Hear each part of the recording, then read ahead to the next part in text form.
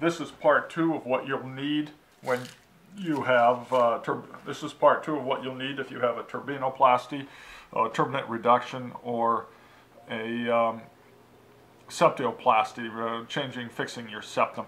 And I want to get on to other stuff. Obviously, you're going to need a lot of boxes of Kleenexes. Don't go into one of these unless you have a bunch around the house. It wouldn't hurt to have hand lotion because you'll clean your hands a lot, and something to keep them soft from all the washing. You need a lot of these cotton balls because you'll want to pack the nose lightly, gently, because you'll have a lot of drainage and discharge, and so cotton balls are a convenient thing to have. Now, one of the things you get for help with pain, and I'm not going to show you the label on this, but it's an oxycodone. You will get some kind of a codeine drug, and codeine drugs are known for causing motion sickness and also constipation. I call it oxyconstipation instead of oxycodone. Miralax type medication is always in order, and if you take this once a day starting immediately, it'll minimize the symptoms you get from that. I always like to have some fiber laxative too to help with the codeine drugs. Now, never take your fiber laxative with any of your other medications because it might bind with them, lowering effectiveness of medication. The one thing you can take with your fiber laxative is acidophilus, because if you're like me, your doctor probably give you some type of prophylactic antibiotic. I had to be on amoxicillin for about 10 days, and then so once a day I use my acidophilus to try to help keep my digestive bacteria in good order. Also, I had to use prednisone, and that also hurts digestive bacteria. A mask doesn't hurt anything. If you're going to have cool weather or being anything dusty, you want to keep your mouth and your nose clean. I use this going out in the cool nights.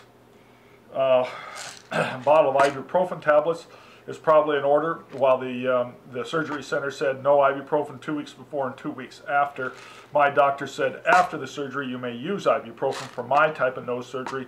Talk to your doctor and find out. I use 3 ibuprofen at a time, and I also kept a nice supply of acetaminophen or generic Tylenol to supplement my codeine. Now, when I use codeine, I don't like the hydrocodone. It was not strong enough when I had a kidney stone. So what I did is ask him for oxycodone. That way I could use a half a pill instead of 2 pills to get pretty much the same kind of relief.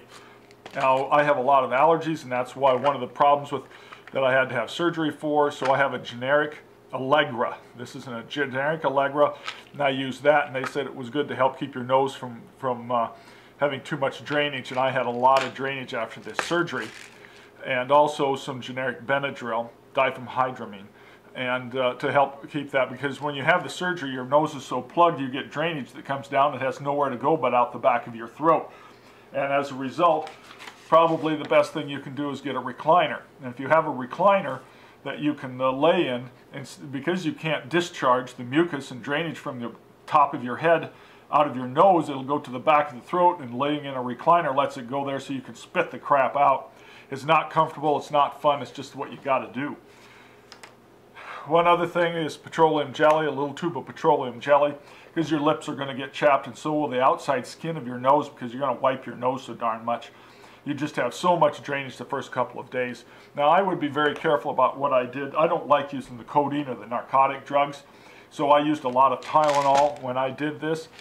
But for the first 2 days, I think you should not be afraid of using the codeines. Because it is a painful first 2 days. And about the 3rd day, everything seems to pass, and you think, yeah, no big deal at this point in time. Overall, that is my story. I think it's a worthwhile procedure if you have chronic obstruction and sinus infections. I should have done mine many years ago, but technology has improved so much, I delayed till I was a little bit older. I wish you good luck on this. If you liked the video and made it this far, please click like on it. Thank you.